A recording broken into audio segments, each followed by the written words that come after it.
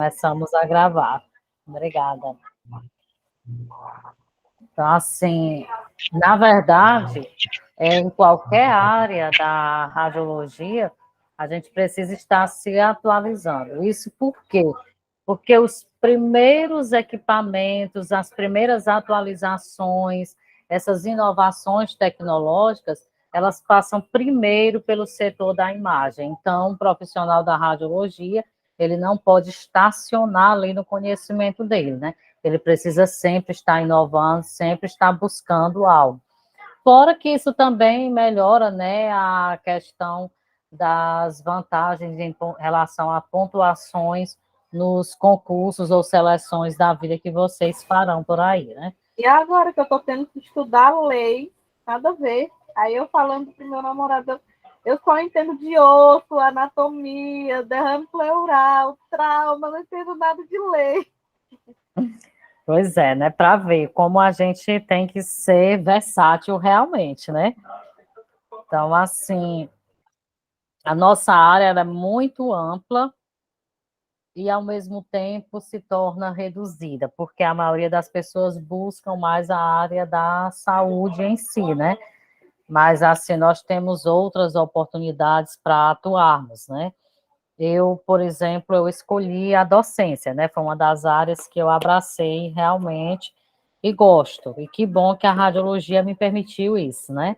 Mas é aquela coisa, também preciso estar me atualizando, porque como é que eu vou ensinar se as coisas estão mudando constantemente? Eu vou ficar parada lá no mesmo conteúdo que aprendi lá no início, não dá, né? Existem até atualizações que são próprias do próprio INCA, do Ministério da Saúde, na área da mamografia, e a gente tem que estar se atualizando, fora os cursos também que o CBR costuma lançar, alguns gratuitos e muito bons, por sinal, né?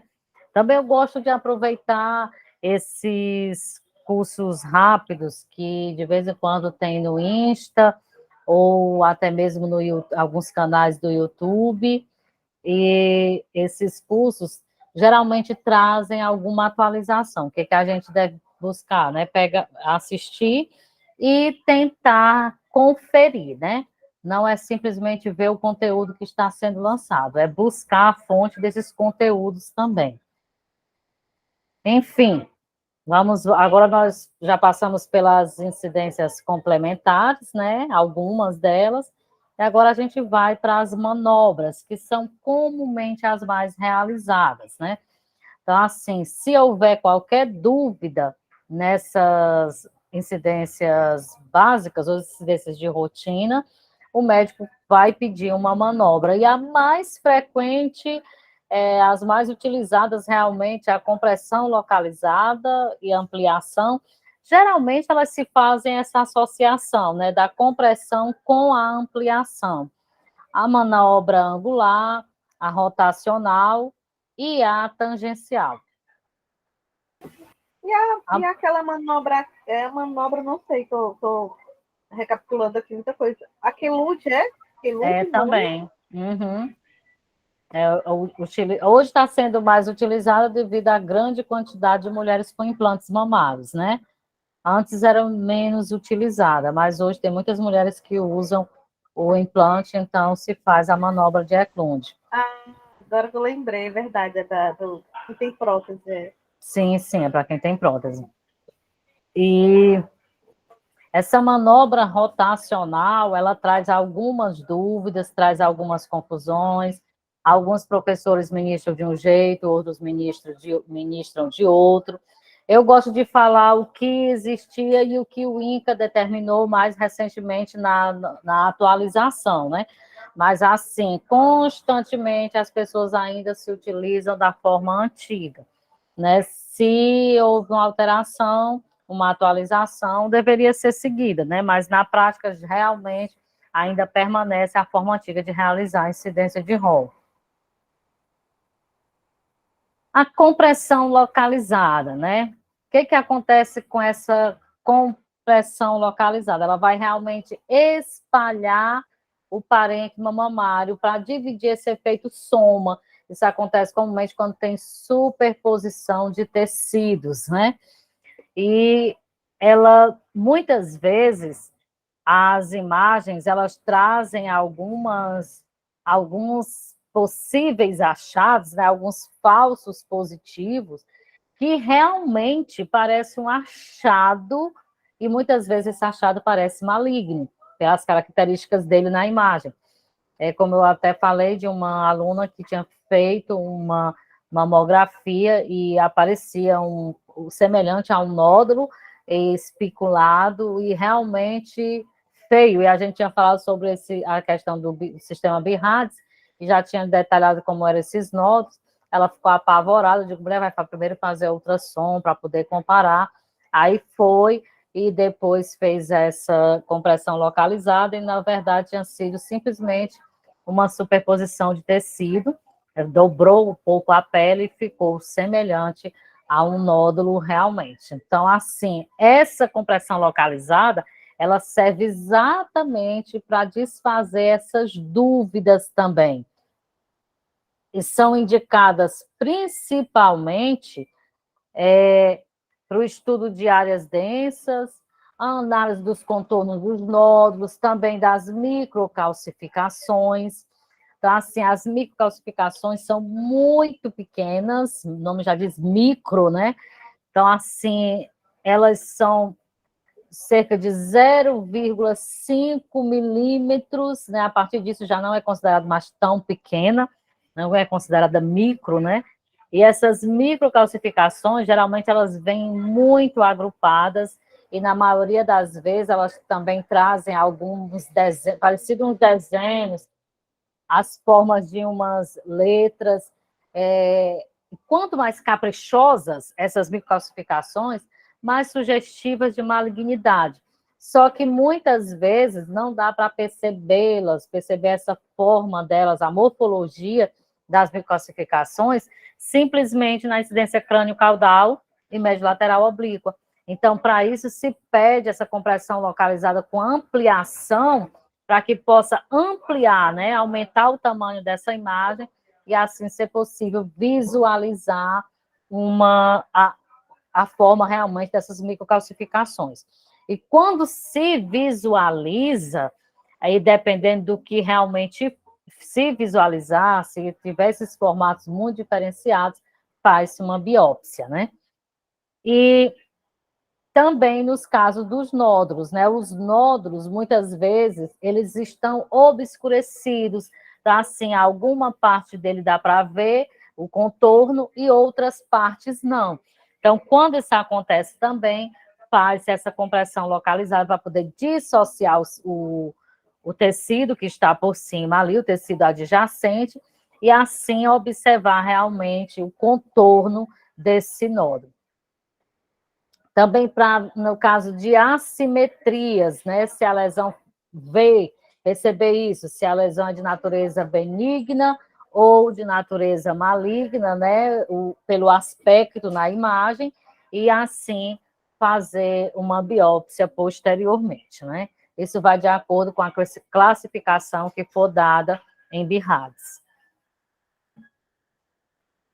Então, aqui, quando a gente faz essa compressão seletiva, é exatamente feita essa seletiva assim, porque está selecionando aquele local, né? Ou compressão localizada, naquele localzinho mesmo definido para fazer essa compressão. Eu considero que deva doer um pouquinho mais do que a compressão completa da mama, né? Porque está comprimido apenas aquele local, mas é necessária, né?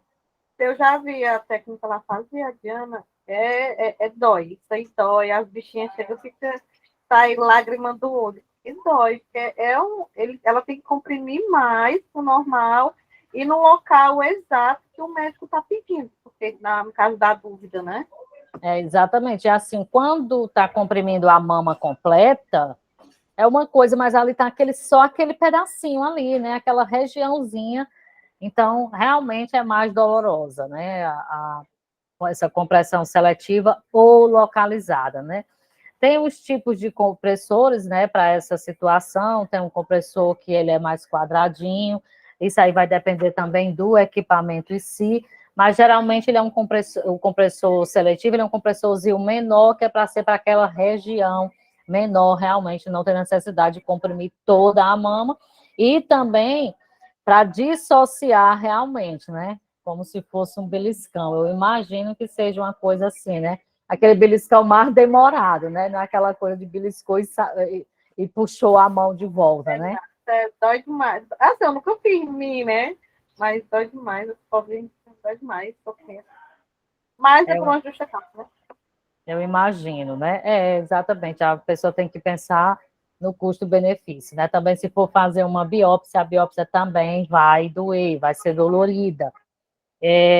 Então, e pode ser que não haja necessidade de uma biópsia, faz simplesmente essa manobra, né? Então, aqui é a parte da ampliação, né? Quando a gente vê o achado desse tamanho, nossa, que lindo, para quem está vendo a imagem, né?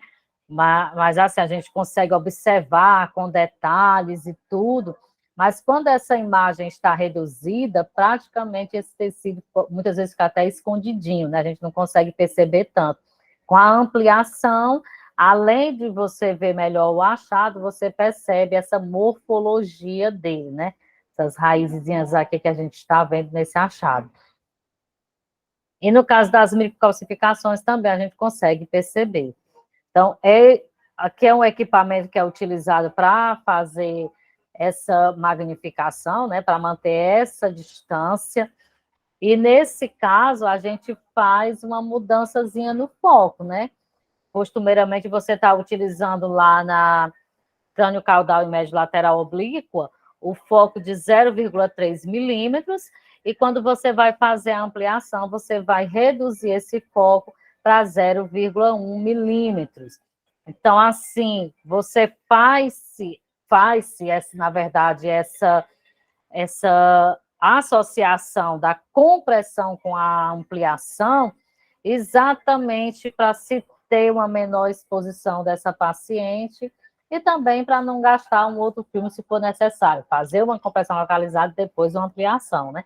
E fora que a ampliação, ela vai aumentar a imagem, e essa compressão, como reduz a espessura da mama, acaba permitindo mais detalhes realmente numa ampliação. Usa-se o fator de ampliação de 1,8, né, 1,8 vezes, para poder ter uma imagem maior e com qualidade também. Vamos ver se esse... Oxe, que não vai rodar esse vídeo, não. Só fechar aqui, que eu vejo já para a gente pegar esse vídeo.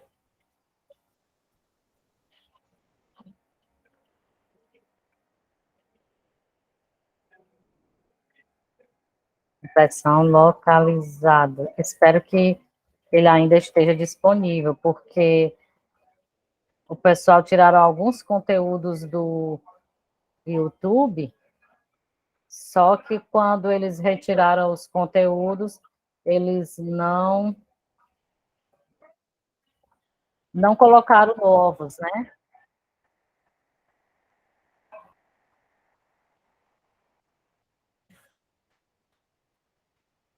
Vamos lá, voltar aqui, para eu poder apresentar essa guia para vocês. Como funciona realmente essa ampliação, né? Mostrado à direita, ilustra o princípio da técnica de ampliação geométrica da imagem. Aqui bem no comecinho, para não ter cortes. O esquema mostrado à direita ilustra o princípio da técnica de ampliação geométrica da imagem de uma lesão projetada sobre o filme. Na mamografia com ampliação, a mama é colocada em uma bandeja de suporte que a deixa distante do filme. Além disso, o técnico deve usar um compressor pequeno, redondo ou retangular, para comprimir somente a área de interesse.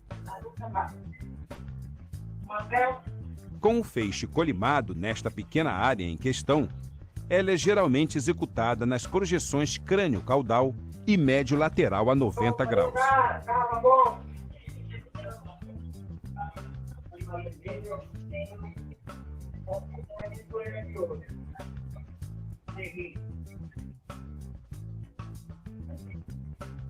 Para realizá-la, o técnico deve primeiramente localizar a imagem nas mamografias já existentes, crânio caudal e médio lateral oblíqua.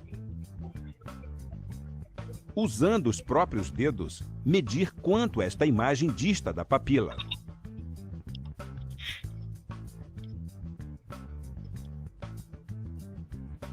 Começando com a crânio caudal, usar a mesma medida e localizar a área de interesse na pele da paciente, marcando o local com a caneta.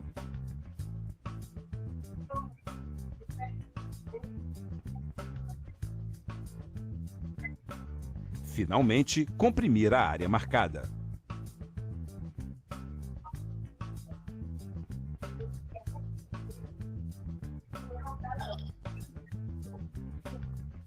Na médio lateral a 90 graus, repete-se o procedimento, localizando a área de interesse na pele da paciente e marcando o local com a caneta. Finalmente, comprimir a área marcada.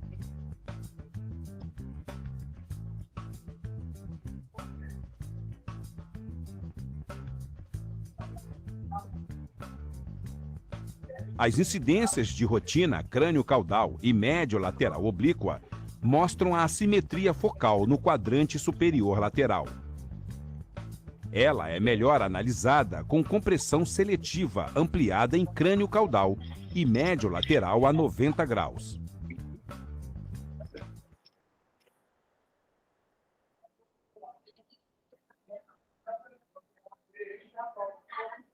Pronto. Então, assim, né? Vocês viram como é realizada. É assim mesmo que realizam lá. Foi a Marlete que falou, não foi? Eu tinha visto algumas.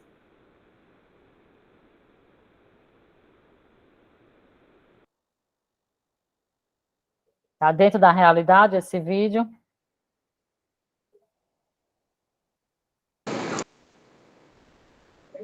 Ah, sim, professora, foi dessa forma aí que eu vi. Pronto, pois é assim mesmo que é realizado. E assim, é onde eles conseguem realmente perceber a, a morfologia desses achados e muitas vezes também tirar dúvidas, né? Quando é simplesmente uma superposição de tecido que é desfeita ali. Tem outras manobras também que são utilizadas para dissociação desses tecidos, né? Mas, na verdade, a parte de ampliar e fazer a compressão seletiva é bem mais indicada para os casos de achados não visualizados muito bem nas incidências de rotina, né? E, assim, o importante é não esquecer, né, da questão de ter que medir a distância desse achado. Então, a mulher, quando ela vem realizar a compressão seletiva, ela tem que trazer a mamografia de rotina que ela acabou fazendo. Diga, Marlete. A única diferença que eu vi aí, professora, é que ele coloca um acessório a mais em cima da bandeja, né? E lá na clínica onde eu estou estagiando, eles trocam só o compressor. Que é o pequenininho. O acessório da bandeja eles não colocam, não? Não, ela usa a mesma bandeja. Mas, assim, para dar distância. Ela só tem um regulador no mamógrafo que ela regula. Entendi. Não coloca aquele acessório mesmo, né? A maioria dos mamógrafos colocam. Aí, por isso que eu achei assim, fiquei sem entender bem por quê, porque eu não tinha visto essa parte aí, né? Que parece até que é uma bandeja, tipo no material dela é acrílico, né? Sim, mas tem alguns que parecem madeira também. Isso vai depender de equipamento. Entendi. Então, assim, agora é bem importante se ligar nos detalhes, né? Como ver a questão da distância tanto na crânio-caudal quanto na média lateral oblíqua, e a referência para ser medida é a distância da papila, né? Que você deve fazer essa medida. E eis, então, a questão da importância da imagem radiográfica, como eu falei para vocês na aula passada, ser o tamanho real, acho que eu falei para vocês, né? Então, fui na outra turma. O tamanho real da mama, né? Da própria estrutura. Então, assim, porque se essa imagem ela vai ser minimizada para poder caber numa película menor. Então, o que acontece? Quando a paciente chegar lá para fazer uma compressão localizada, a sua medida, quando você for fazer essa medida, não vai corresponder ao local do achado, e você não vai conseguir ter um local exato para poder fazer a sua manobra, né? Porque já que a medida, já que a imagem original, a imagem da crânio-caudal e médio lateral, não está dentro dos padrões, dentro do tamanho, né? Então, isso, por essas razões que o INCA determina que essa imagem ela não pode ser reduzida. Infelizmente, a gente sabe que algumas clínicas acabam trabalhando assim, acaba que reduzindo para caber as duas imagens no único filme, né? E muitas vezes isso não é o ideal. Essa manobra angular, que é para retirar o efeito sombra, essa manobra é uma das que realmente eu nunca vi ninguém dizer que realizou. Mas existe. Né? Na verdade, você vai fazer várias angulações do tubo para dissociar as imagens sugestivas do efeito soma. Ela é bem parecida com uma incidência, se eu não me engano, é de Pearson, mas no outro slide mostra o nome do cara, que ele vai fazendo angulações diferentes, tomadas radiográficas com angulações diferentes, que isso, no caso, se soma até a 90 graus. E ela é mais empregada quando a imagem a ser estudada é pela média lateral oblíqua. Isso é para estudo de áreas densas identificadas na média lateral, que pode muito facilmente ser substituída pelo perfil, né? Quando eles fazem essas localizadas com o perfil a 90 graus, né? Ou o perfil absoluto. Então, nesse caso da manobra angulada, a paciente ela vai ser reposicionada na incidência que se quer estudar. No entanto, a mais comum de ser pedida para esse caso é a média lateral oblíqua. E disso, o tubo vai sofrer uma angulação diferenciada de 10 a 20 graus. Por exemplo, se identificar uma lesão que esteja, que na média lateral oblíqua ela tenha sido realizada com 40 graus, quando você vai realizar essa manobra angular, você aumenta de 10 a 20 graus. Então, se foi realizada a 40 graus, você faz com 50 ou 60 graus, né? Comumente se fecha nos 50 graus. E se for o caso de superposição de estruturas, nesse caso, dessa densidade diferenciada, quando faz-se essa manobra, ela vai desaparecer, né? Porque vai se modificar. Quando é uma lesão, a imagem vai permanecer tanto quanto está lá na média lateral. Então, já se diz aqui, na parte para agilizar o estudo, reduz-se a dose na paciente e se faz direto o perfil absoluto, né? Então, assim, que vai acontecer a mesma coisa, a mesma visualização que na manobra angular. E vai ser menos trabalho para o profissional também, né? E essa é a manobra rotacional, a manobra de Hall. Algumas literaturas, não se assustem se vocês virem por aí com o nome rolada, porque existe algumas literaturas que trazem esse nome. A rotacional, manobra de Hall ou rolada, né? E também rolagem, pode acontecer de algumas literaturas trazerem esse nome. Então, a finalidade da rolagem, ou rolada, ou rotacional, ou incidência de Hall, é exatamente dissociar as estruturas, semelhante à manobra angular. Só que na manobra angular, comumente é feita para médio lateral oblíqua. A manobra de Hall é comumente mais utilizada na crânio caudal, quando há dúvidas na crânio caudal, quando essas áreas densas aparecem com mais ênfase na crânio caudal. E como funciona? Que eu disse que essa manobra ela gerava algumas dúvidas, né? Inclusive a confusão até entre nós docentes sobre, né? Porque assim, a primeira forma de se fazer, que ela era determinada, e eu acho que aqui é comumente usada, é depois de você vai posicionar com os mesmos critérios da crânio caudal, mesmo posicionamento, os mesmos critérios de colocar o sulco inframamário, ter aquela questão do músculo peitoral, tentar posicionar bem essa mama, só que o que você vai mudar nesse caso, né? Você vai colocar no primeiro ensino era assim, você colocar a mão abaixo da mama e colocar a mão ou a outra mão acima da mama. Então, assim, você pegar essa mama dessa forma e o que você ia fazer?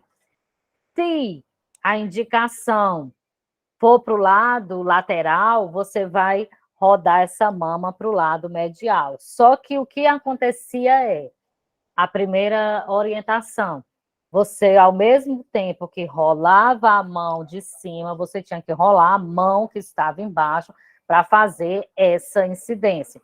E é o que comumente ainda acontece. No entanto, o INCA, ele já fez uma atualização sobre essa incidência. Então, o que eles pedem? Que você deixe essa estrutura embaixo firme e faça essa rotação apenas com a parte superior. É essa confusão que ainda gera, porque ainda é muito realizada a forma antiga, mas essa foi uma atualização que o INCA fez. Então, eu gosto de falar das duas, porque vocês provavelmente vão se deparar com essas situações. E provavelmente mais comum com a forma mais antiga de se fazer. Então, assim, essa rotação, ela é feita e logo após você vai aplicar a compressão, que é para a mama se manter nessa posição rotacionada realmente. Deixa eu ver se o vídeo vai rolar, né? Aqui direto não vai. Vou fazer a mesma questão. Deixa eu ver a incidência de Hall. Para eu poder ver aqui com vocês. Poxa.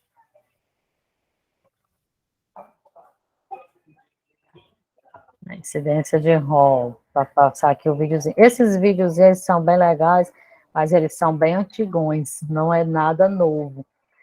Os vídeos mais novos que eu estava olhando, de 2021, o que acontece? São vídeos que muitas vezes tem simplesmente o professor falando, não tem a demonstração. Então, eu acho que, de uma certa forma, é inviável, né? De falar por falar, eu estou falando, né? Poxa, não é a janela, é a guia.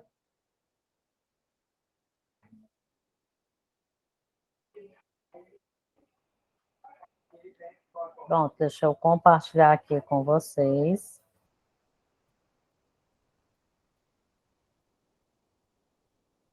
Deixa eu ver se dá para sentar. Só dá o play. A manobra colada ou manobra rotacional pode ser feita em qualquer projeção, embora seja muito mais usada na crânio caudal, com o tecido sendo rolado em qualquer direção desejada. O técnico coloca uma mão na porção de cima da mama e a outra embaixo da mama, e gira a porção de cima em uma direção e a base em outra, tomando a papila como eixo de rotação.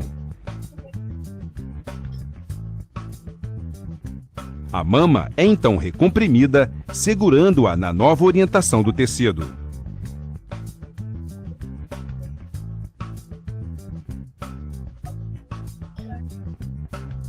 A assimetria não verdadeira, que aparece somente na incidência crânio-caudal, apontada pela seta, desaparece na manobra rolada.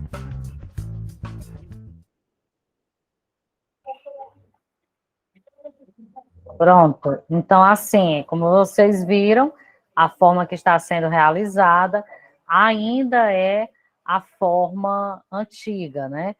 Então, assim, é muito comum, vai ser muito comum vocês terem essa visualização por aí ainda sendo da forma mais antiga de se fazer essa manobra, a manobra rotacional. E o que acontece com essa manobra, né? A partir do momento que você faz essa rotação, que você gera essa imagem, se por um acaso for uma superposição de tecido, ela vai mudar o local, vai desaparecer, e quando é um achado, embora você faça ali a manobra, aquele achado vai continuar ali, né, para realmente se ter uma certeza se é um achado ou se é um falso positivo, né? Vocês já viram essa manobra? Alguém já viu?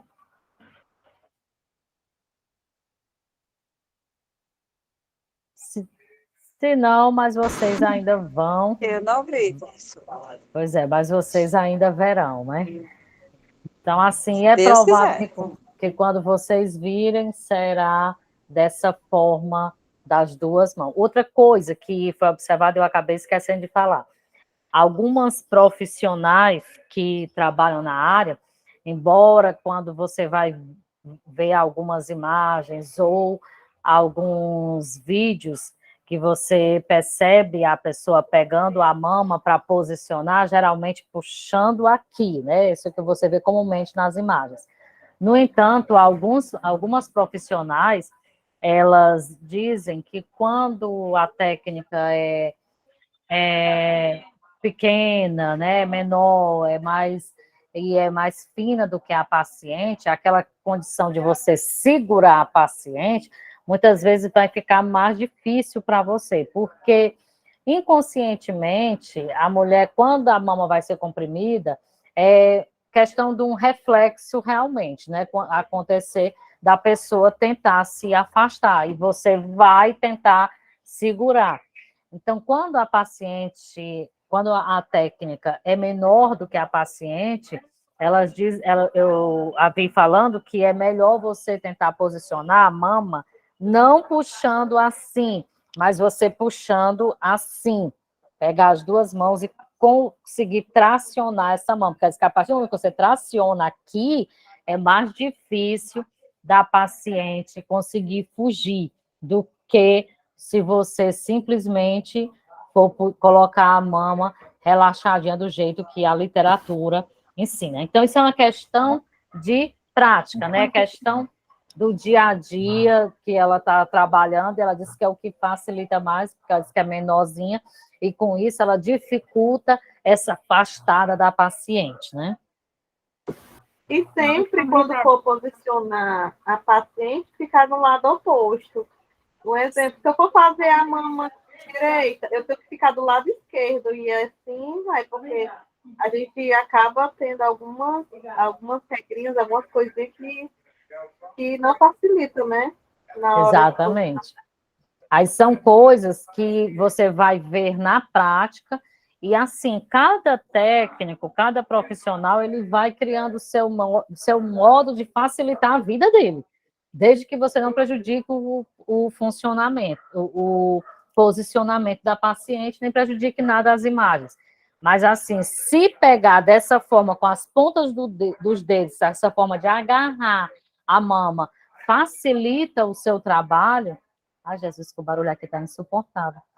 Facilita o seu trabalho em relação a essa pegada com a mão espalmada, então vamos tentar facilitar, né? Agora, sim, a gente fala o que a literatura fala, e ao mesmo tempo eu digo a vocês, na prática, nem tudo vai acontecer de acordo com a literatura, porque até mesmo quando vocês observam esses vídeos eles são baseados na literatura. Então, ali tem aquela pessoa, aquela atriz que está ali oferecendo, né, o seu serviço, está ali mostrando sua mão para a pessoa posicionar, ou às vezes é uma amiga, né, que está ali para ajudar o outro no vídeo, mas ali a pessoa está totalmente entregue, está facilitando o posicionamento, né? Enquanto que na prática não é isso que vai acontecer, né?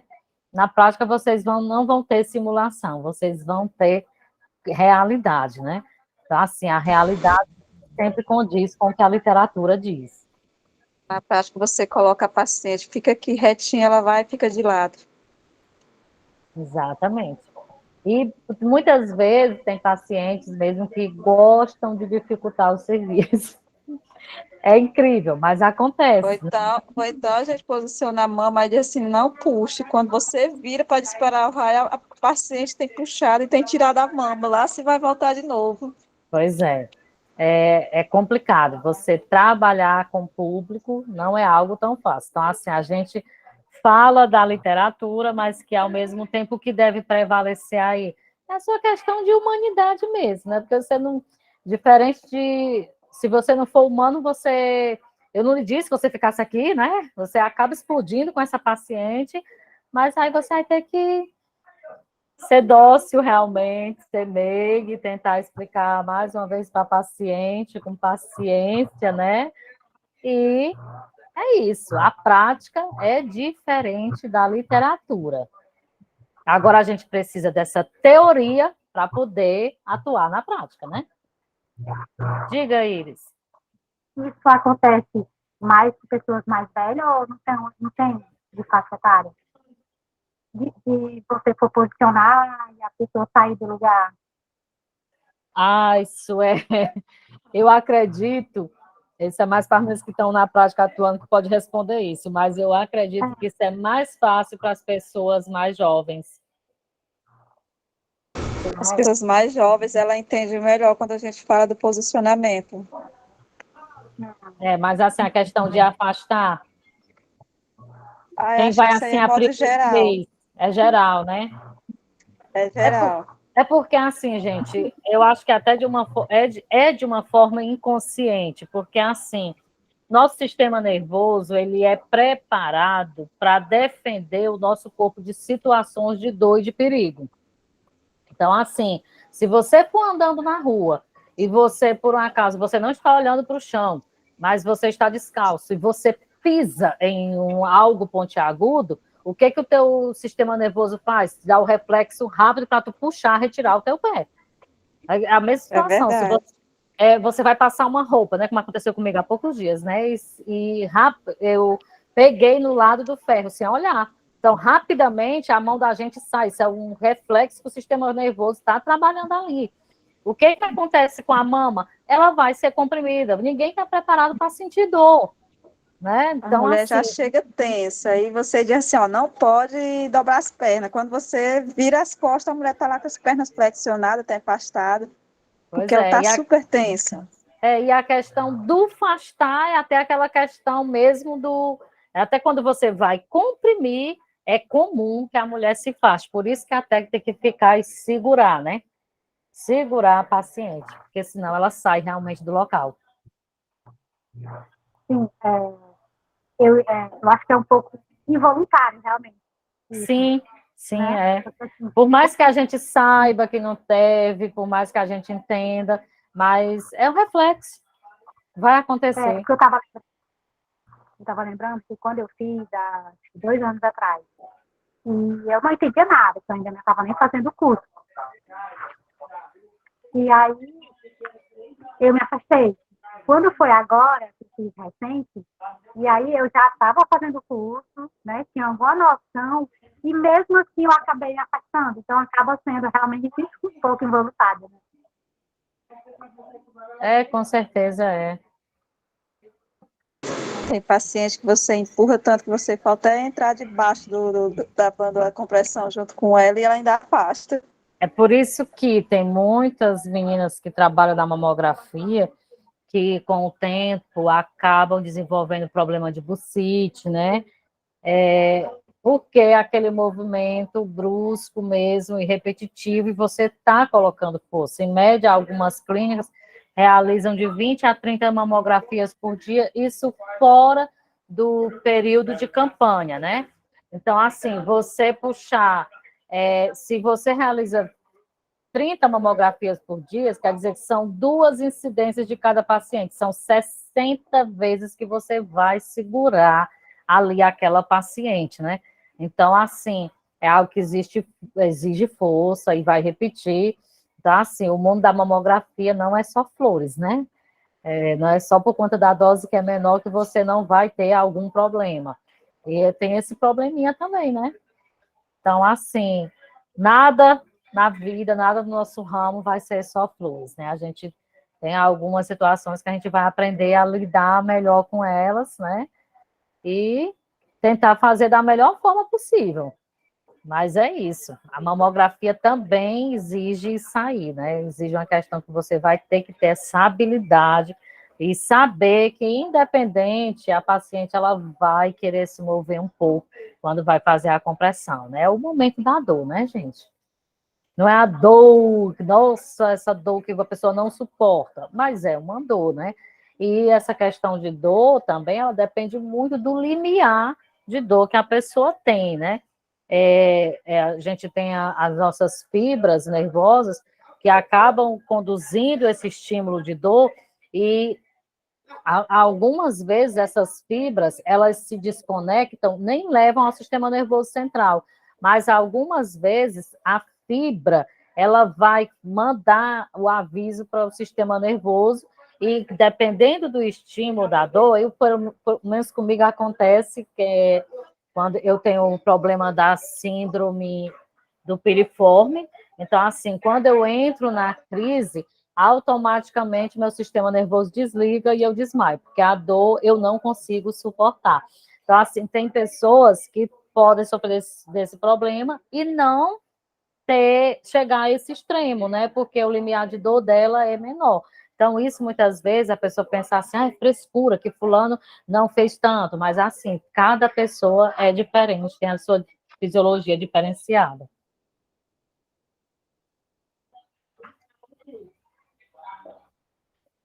Vou aqui voltar aqui. Então, essa última foi a manobra rotacional, né? E nós temos também a manobra tangencial. Essa manobra tangencial, essa é sempre realizada. Não é difícil da gente ver. Isso por quê? Porque ela é indicada principalmente para a diferenciação das lesões de pele das lesões mamárias. Então, o que são essas lesões na pele, né? Essas lesões cutâneas? São os sinais, são cicatrizes cirúrgicas, são verrugas que algumas mulheres têm, são cistos sebáceos, são algumas questões de cosméticos também. Então, uma coisa que é muito importante, no dia que a paciente vai fazer a mamografia, quando vocês forem, ou quando alguma parente de vocês forem realizar a mamografia, vocês orientarem para não usar o antitranspirante no dia, né? Não usar talco. Isso por quê? Porque esses cosméticos, às vezes, eles têm uns pontinhos de cristais. E quando é feito a mamografia, esses pontos, eles vão surgir na imagem parecendo com microcalcificação. E aí a pessoa vai fazer uma outra incidência complementar, como, por exemplo, essa manobra tangencial, para poder ver se é uma lesão realmente ou se é simplesmente cosméticos.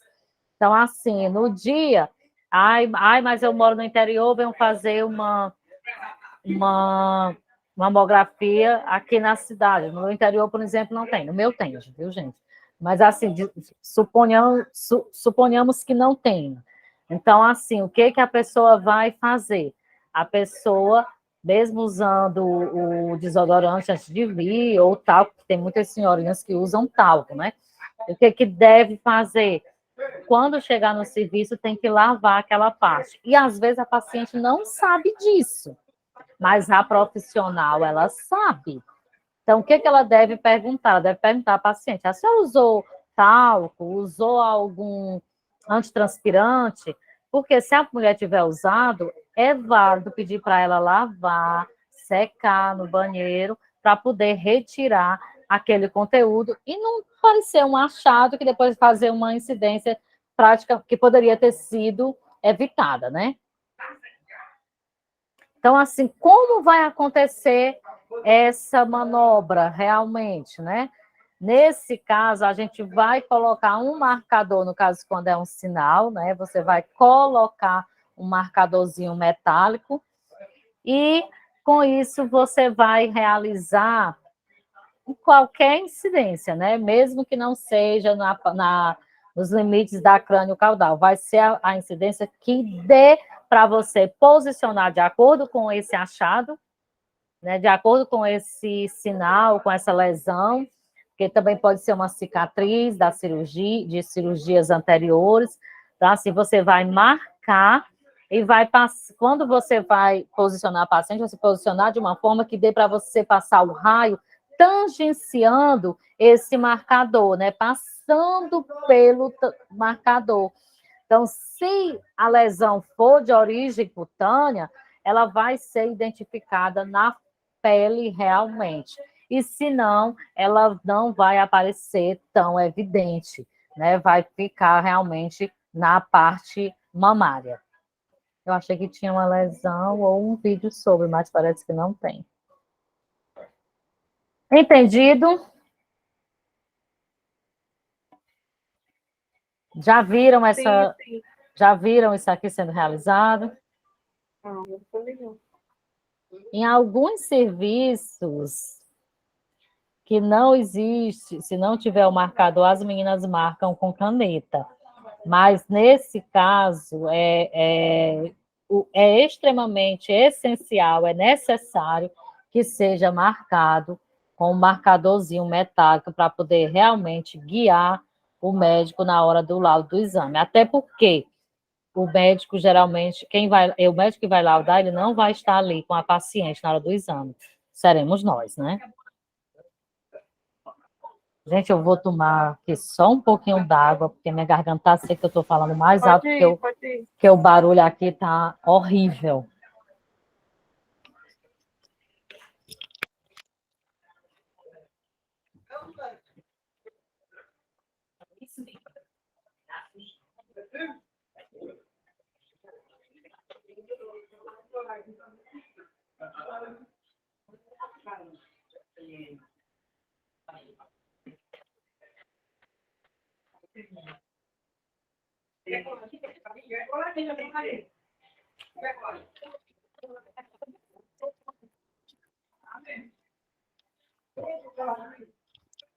Pronto, voltei aqui, vamos lá.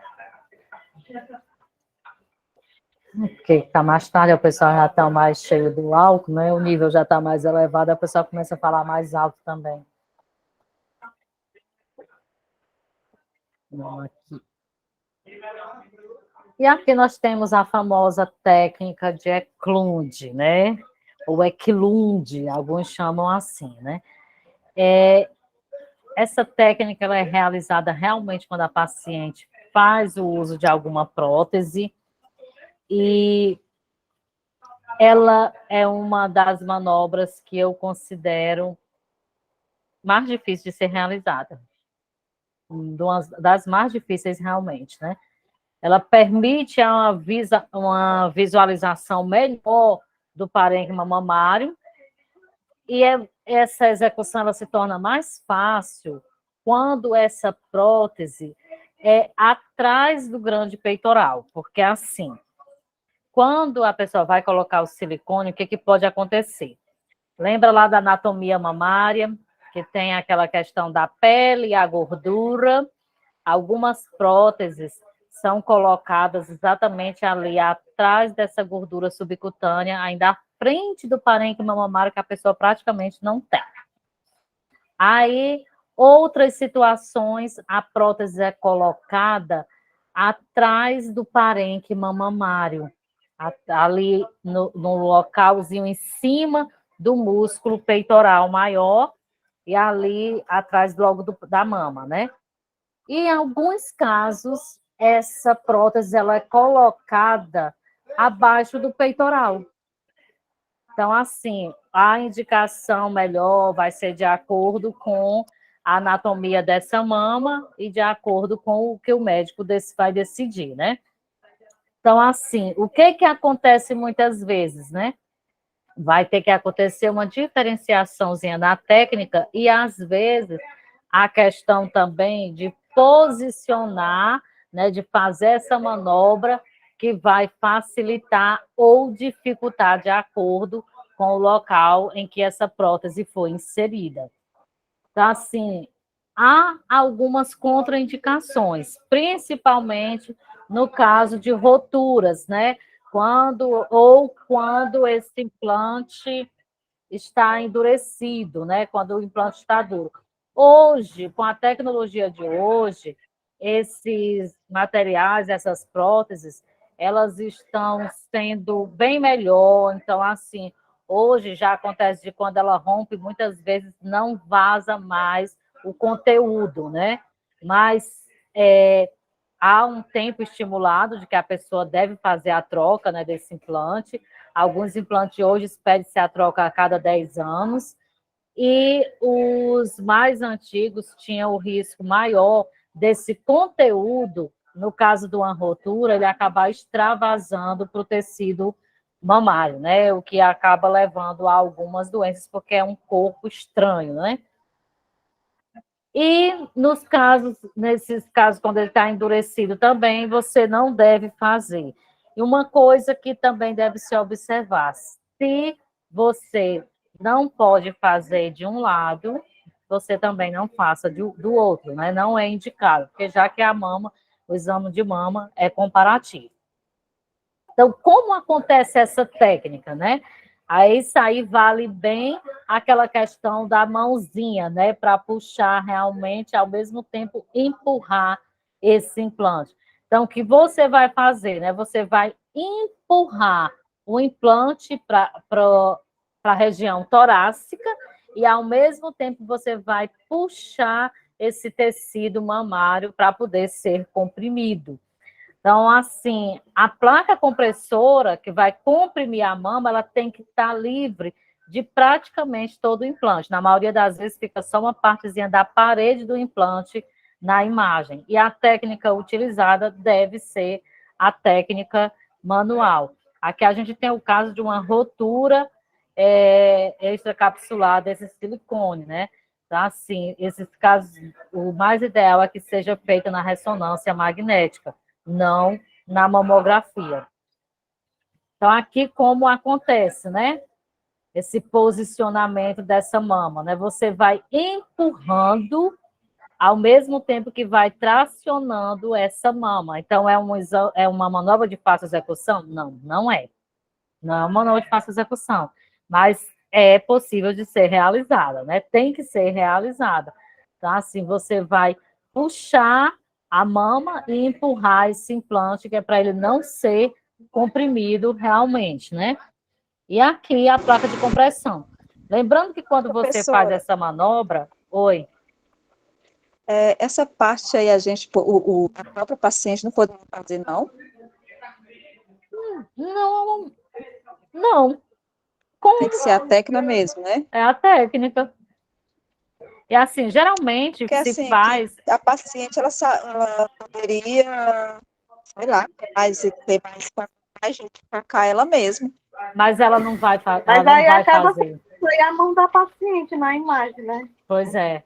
E ela não vai fazer, até porque assim, ela não vai suportar esse negócio de estar empurrando. É porque assim, pensa bem, quando eu, por exemplo, tenho essa mania, né? Eu tenho uma carninha morta debaixo da unha.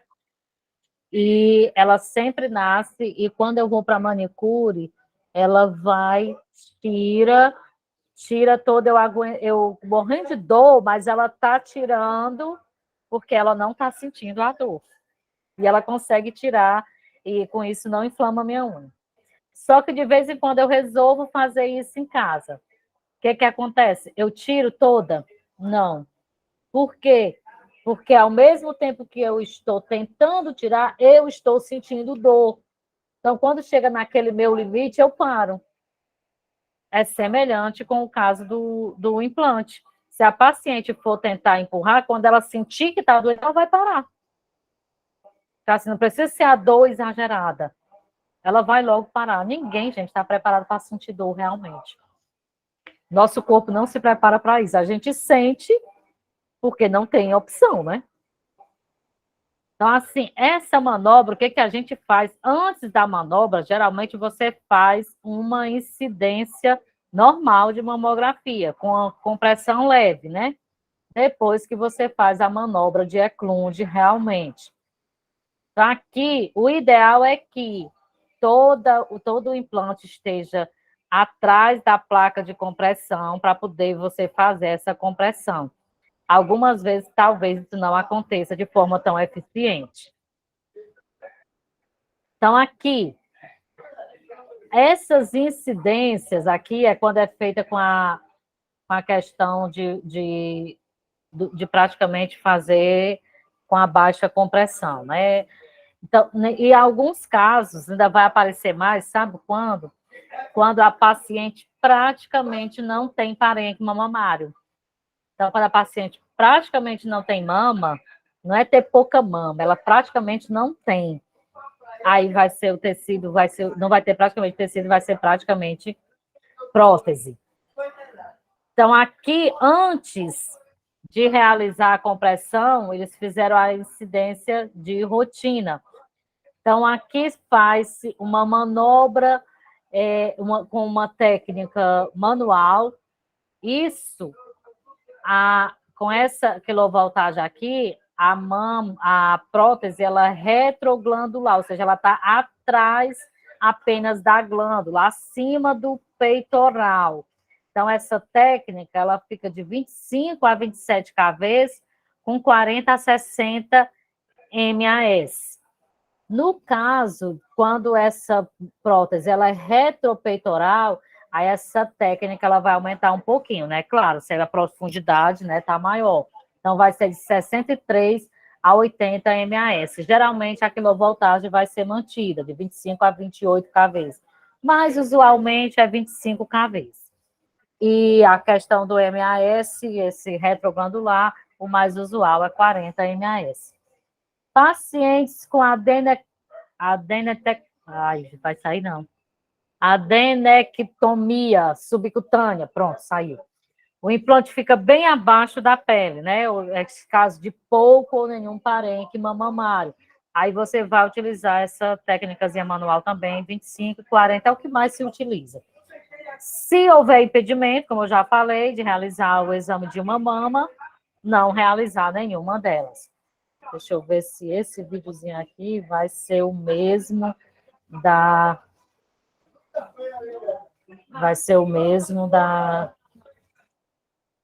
da técnica de Eklund. Oxe. Vou desfazer aqui que eu fiz besteira.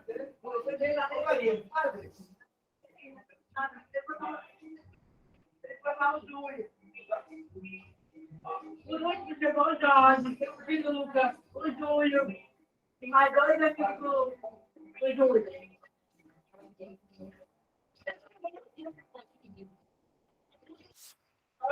Oxe. Será que é essa aqui mesmo? O Lucas tá bem, você foi no banheiro, levantou para o banheiro. Eu acredito que é. Deixa eu ver aqui.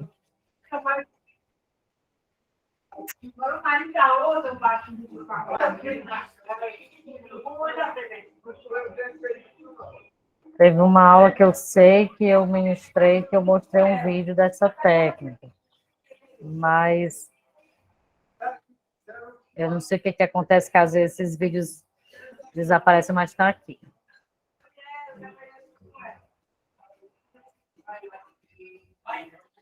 Vamos ver se ele mostra aqui o posicionamento ou é só a imagem. Deixa eu passar aqui logo para vocês. Que não era esse aqui que eu tinha visto antes, né? Mas vou tentar aqui. Os Jales do Serviço de Imagem do Hospital da Mulher da Unicamp. Hoje eu quero mostrar para vocês esse caso. Veja aqui uma mamografia de uma senhora por volta dos 60 anos que teve um câncer na mama esquerda, foi tratada com mastectomia, com reconstrução com grande dorsal e prótese. E nós temos uma mama que ela foi simetrizada com prótese para que essa mama do lado direito ficasse mais parecida com a reconstrução mamária com prótese do lado esquerdo. Veja que nessa aula eu estou usando consistentemente o termo prótese. Há alguma discussão em que situação é prótese, em que situação é implante? Para essa aula eu não vou entrar nessa discussão. Então veja que a prótese ela está sob a glândula e na frente do músculo peitoral maior. Se a prótese estivesse sob o músculo peitoral maior, o músculo peitoral ele viria por aqui e recobriria a prótese. Mesma coisa aqui na craniocaudal. A gente vê que a prótese está sobre o músculo e sob a glândula. Então, é uma prótese subglandular. Nessa situação de prótese subglandular, a prótese acaba projetando o parênquima e acaba causando uma sobreposição das imagens do parênquima, prejudicando a avaliação, a qualidade da imagem. Além disso, a presença da prótese, ela absorve parte da compressão que a gente utiliza para a formação de imagens de qualidade na mama. Então, nessas situações, a gente pode fazer uma manobra que se chama manobra de Eklund, E-K-L-U-N-D, ou Eklund para alguns que aportuguesaram. Nessa manobra, nós fazemos um deslocamento posterior do implante enquanto comprimimos a mama. Nós conseguimos dissociar as estruturas do parênquima e conseguimos uma compressão mais efetiva do parênquima, já que a prótese não está absorvendo boa parte dessa compressão. Então veja que na manobra de Eklund a gente não vê ou vê apenas parcialmente a prótese, né? Você vê que a gente, na médio lateral, a gente absolutamente não está vendo a prótese e na craniocaudal só uma pequena porção dela. Vamos comparar a exposição médio lateral oblíqua convencional e o Eklund. Veja que o parênquima fibroglandular está bem mais dissociado na manobra de Eklund. Veja esse nódulo radiolucente na exposição tradicional e veja o maior contraste que a gente consegue na manobra de Eklund. Ele ficou bem mais radiolucente na manobra de Eklund, há menos radiação espalhada. Veja que se houvesse algum nódulo pequeno, ele poderia estar obscurecido nesse parênquima projetado e com uma compressão inadequada. Já na manobra de Eklund, seria menos provável que esse nódulo não fosse identificado. O mesmo é observado na incidência craniocaudal. Veja que a resolução do parênquima e a dissociação das estruturas e o contraste das estruturas está bem melhor na manobra de Eklund quando comparada com a exposição habitual. Então, nesse caso era isso. Obrigado, até uma próxima.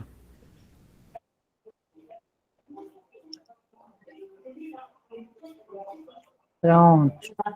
Então, assim, a gente vê viu os benefícios dela, mas eu tinha um vídeo que era só o posicionamento. Acho que agora eu vou ter que gravar esses vídeos, porque quando eu deixo só com o link, eles acabam, às vezes, retirando do YouTube, aí fica ruim para demonstrar, né? E assim, não é uma coisa que você vê todos os dias, né? Deixa eu só ver se está configurado, porque eu tirei.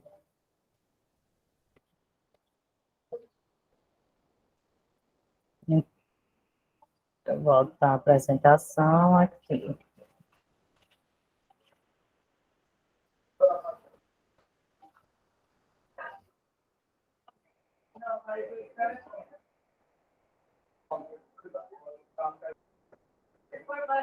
Pronto. E no caso de pacientes mastectomizadas e com mama reconstruída, né?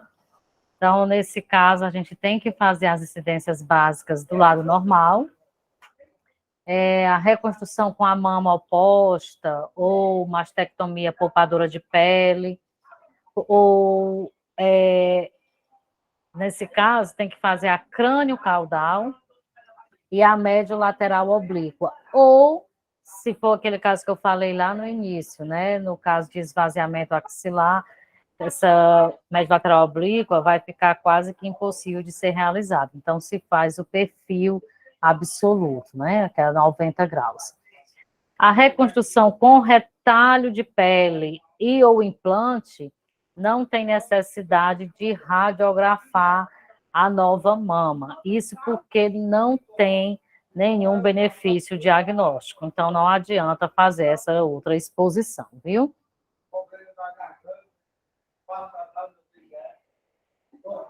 Então, essas mamas com cirurgia conservadora e com radioterapia também, né? Fazendo incidências básicas do lado normal, do lado operado, fazer incidência básica, se a cirurgia permitir, né? Se não, crânio caudal e o perfil. Usar técnica automática de preferência, mas também pode ser usada uma técnica manual. No manual, você vai aumentar um pouquinho o KV se a mama estiver muito irradiada. Alguém sabe chutar por quê?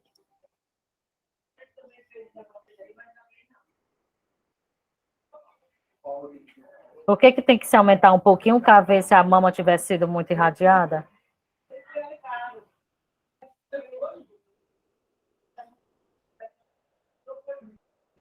Ninguém? Não.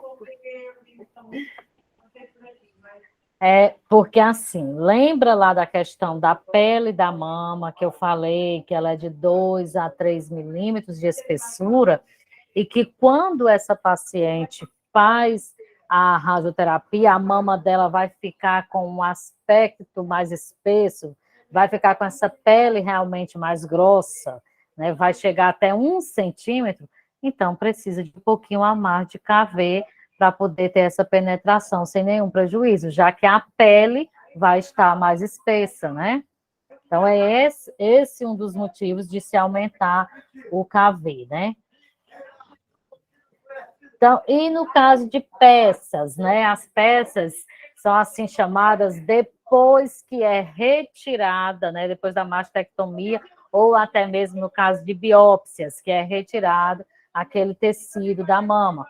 Nesse caso de peça, a gente tem que radiografar aquela peça também. Utilizar a ampliação também, para poder ser realizado, né? E aí usa um fator de 1,8 vezes ou maior do que isso. Usar a compressão também, do mesmo jeito que se realiza o exame da mama, tem que usar a compressão.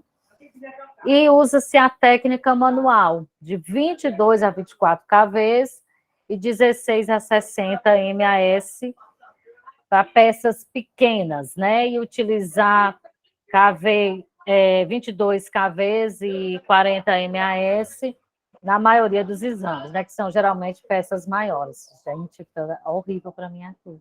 Sério mesmo.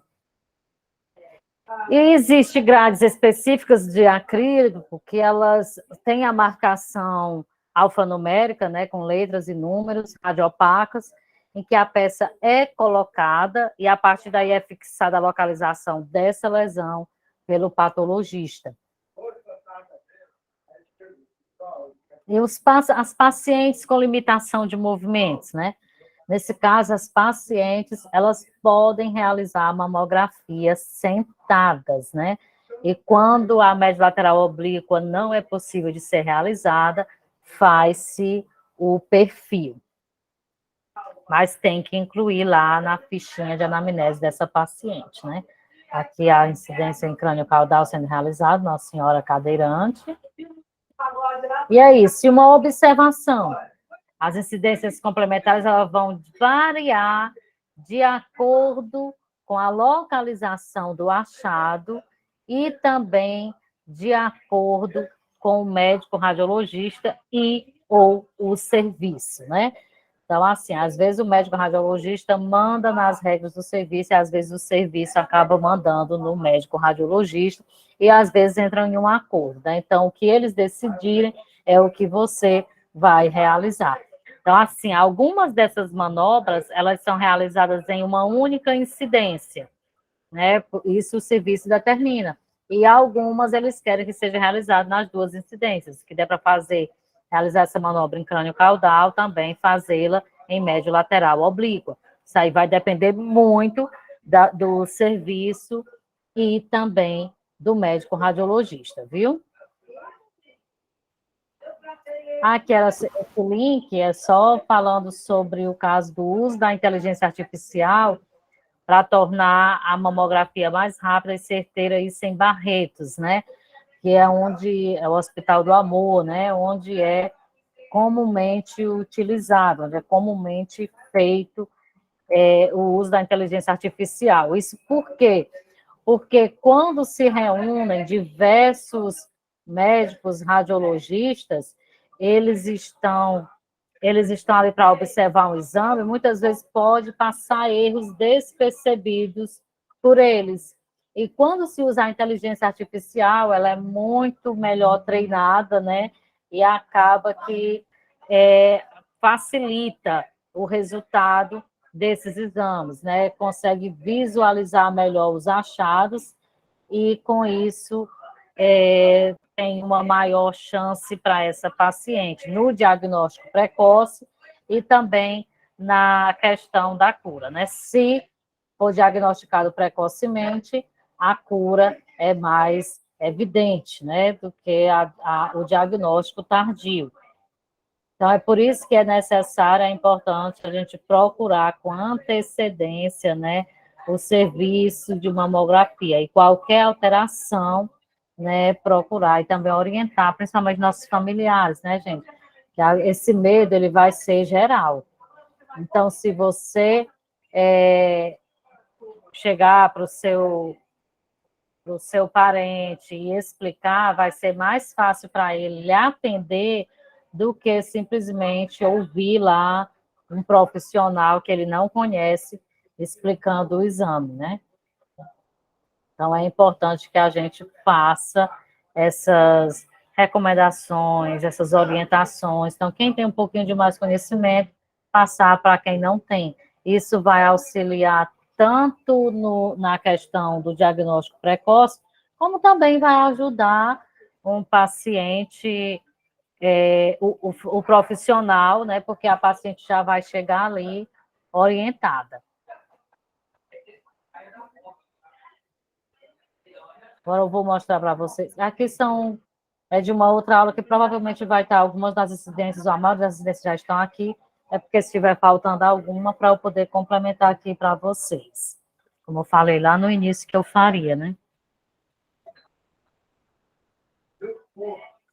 As incidências adicionais. Crânio caudal forçada, já falei para vocês. Os padrões técnicos. A Cleópatra. A incidência de Cleópatra com 10 graus a realização dela. Imagem. Aqui essas imagens são mais atuais, são imagens da Elisângela Senra. Ela tem um livro muito bom agora, lançado recente, de mamografia. Ela é excelente, essa menina. Aqui vocês já viram. Crânio caudal, caldo cranial, o crânio caudal reversa. Aqui no senhor sendo realizado.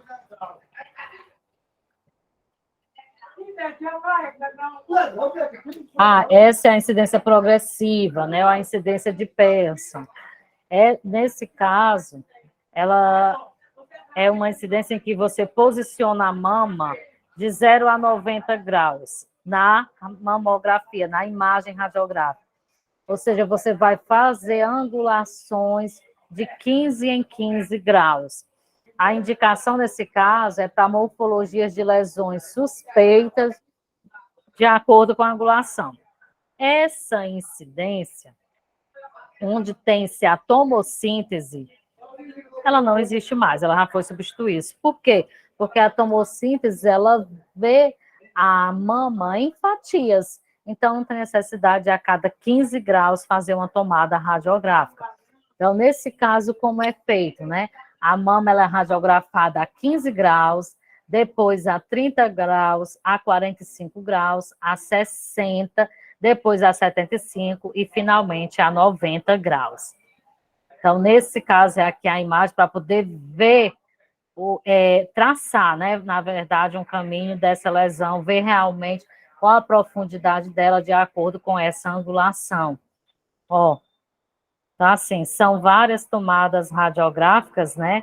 De 0 graus, 15, 30, 45, aí lá vai 60, 75 e 90 graus, em uma única incidência, né? Então, assim, eu acho que praticamente não existe mais, né? Praticamente está em desuso, até porque hoje a gente tem a tecnologia a nosso favor, né? Então, o médico não vai pedir mais essas coisas, é raro de ver, né?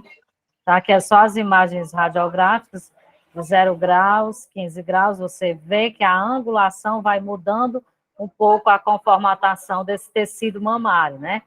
A 30 graus, aqui já é a 45, e era só essa mesmo, faltava só essa aqui para mostrar para vocês.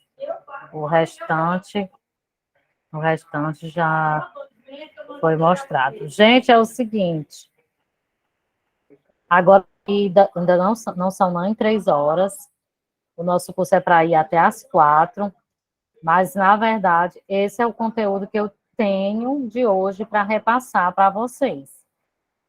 Eu não sou muito de encher linguiça, então, assim, é o que eu tinha para falar. Se alguém tiver alguma dúvida, tiver alguma coisa a perguntar ou a acrescentar, ou se tem alguma manobra que eu falei, de repente você viu de forma diferente, então essa é a hora da gente conversar, trocar ideias, e se não, a gente vai encerrar por aqui mesmo. Não, a aula toda foi ótima, você vai diretamente para os pontos importantes, como você falou, sem encher linguiça. E é isso, acho que a aula é bem aproveitada, principalmente quando se vai diretamente nos pontos de interesse, né? Que a mamografia é isso. A gente tem que ir mais nos pontos de interesse. E assim, até agora eu não tenho nenhuma dúvida. Pois é, porque assim, o que eu pude falar para vocês, um pouquinho da anatomia, para poder relembrar no começo aquelas alterações e entrar no foco do posicionamento. Tem outros conteúdos para a gente ministrar? Tem. Só que assim, eu acho que vai ficar coisa demais, porque hoje a gente focando só no posicionamento, eu acho que é melhor do que, de repente, eu hoje focar em posicionamento e depois partir para o sistema BIRADS, né? Ou para morfologia de calcificações, essas coisas, eu acho que vai ficar mais confuso, né? Então, eu acho que é um tempinho para vocês pensarem, reassistir a aula e vocês revejam os conteúdos, viu, gente? Principalmente, e assim, de uma certa forma, está tudo o que vocês precisam, que vocês vão visualizar na prática de vocês.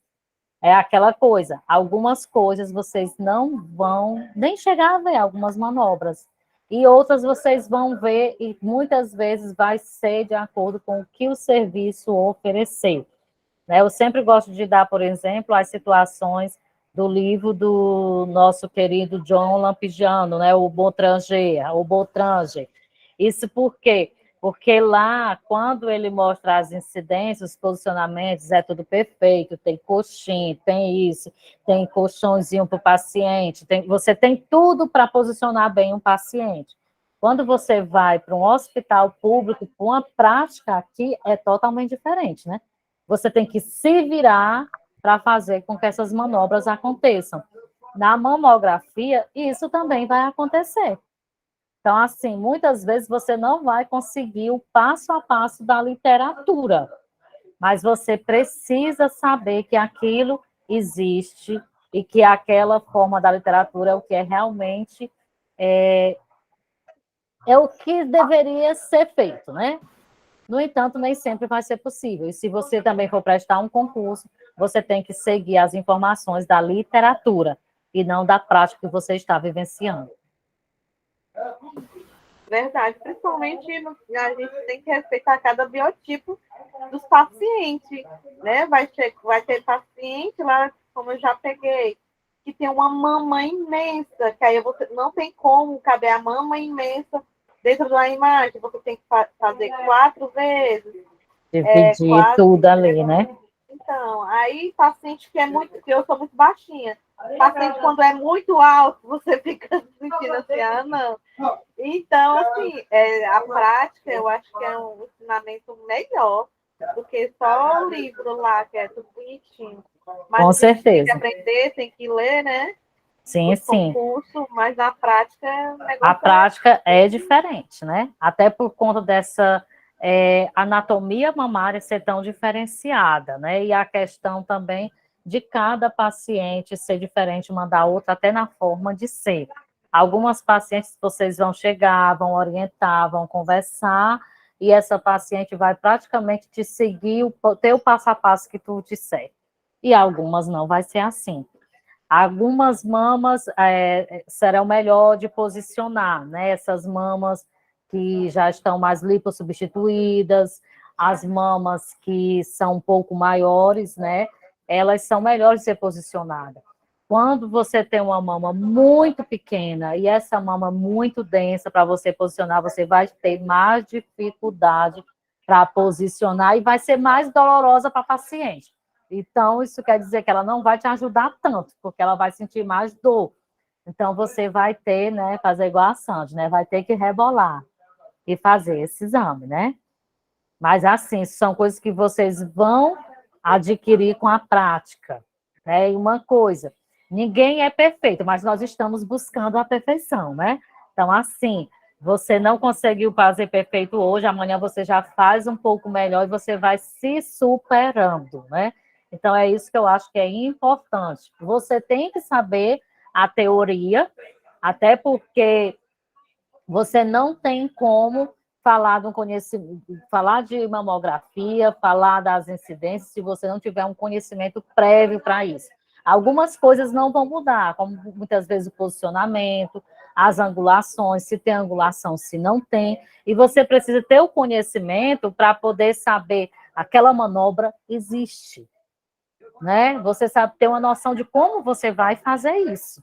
Mas muitas coisas na prática você não vai trabalhar o passo a passo da literatura, né? Uma coisa já tem facilitado muito, a tecnologia tem facilitado muito o trabalho da gente, principalmente quando se trata dessas questões de técnica em si, né? Que é uma coisa que você não se preocupa mais com isso, né? Você vai, de acordo com a compressão, o mamógrafo vai selecionar ali a técnica, né?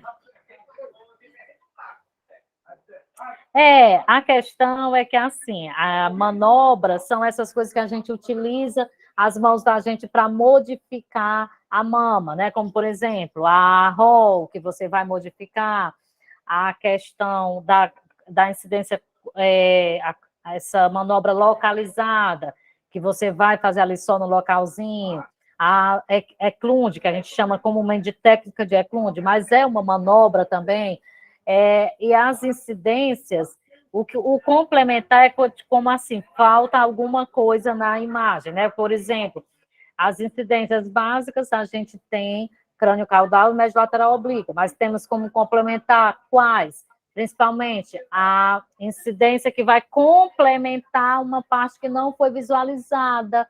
Qual a incidência que complementa melhor os quadrantes externos?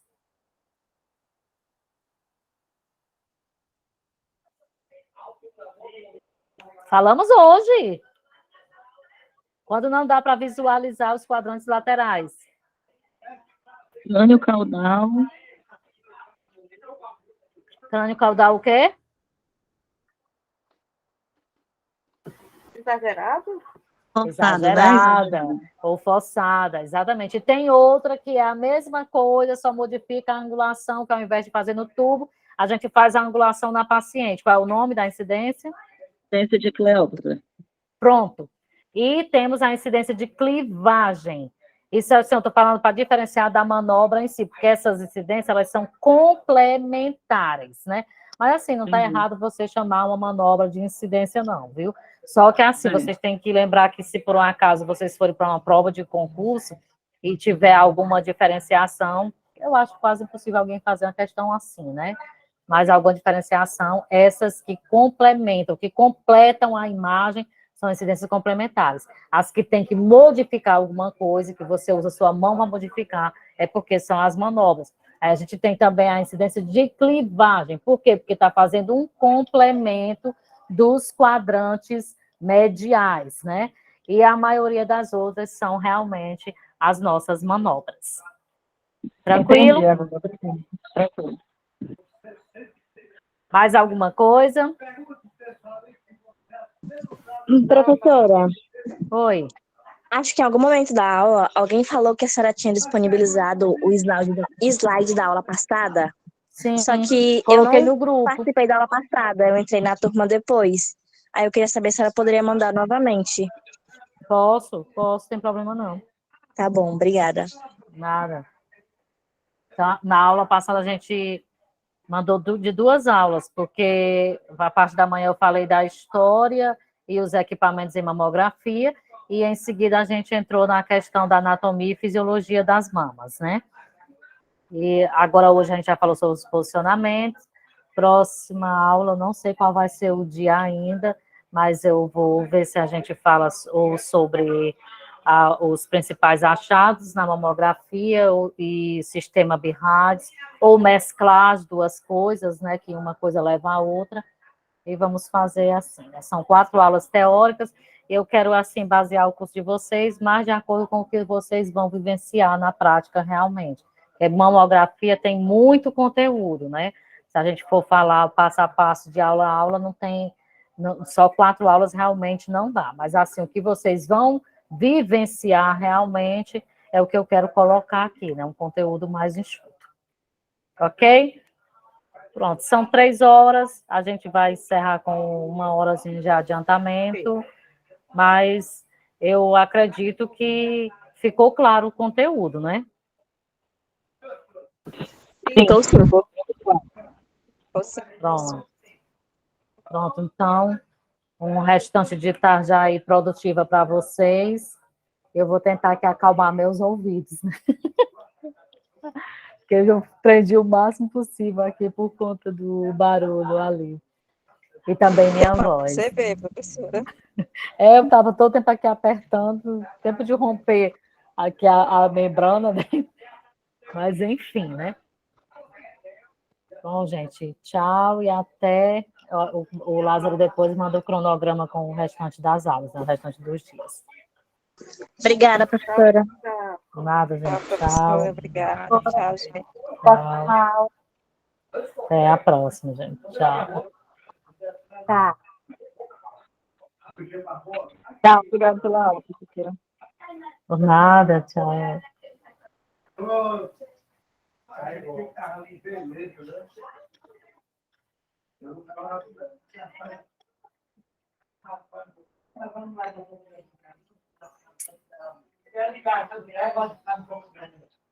Deu trabalho para